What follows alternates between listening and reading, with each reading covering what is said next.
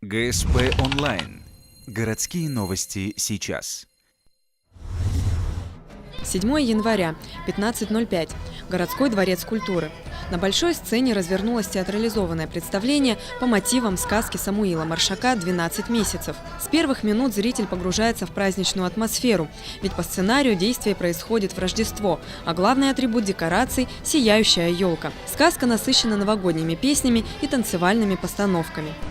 Постоянно менялись, контрастировало вот эти вот костюмы, вот эти вот пляски, народные пляски, да, с балетом классическим, с хором ангелов. Вот это вот все атмосферу сказочного такого тепла, рождественского тепла. Это вот все это было вот на этом представлении. Под руководством ухтинских сценаристов известная история нелюбимой падчерицы и злой мачехи приобретает новые штрихи. У всех героев появляются имена. Падчерице Аленушке помогают путеводная звезда и снеговик. Театрализованное представление идет более часа, но даже самые непоседливые зрители, дети, с интересом наблюдают за развитием событий и счастливым окончанием истории.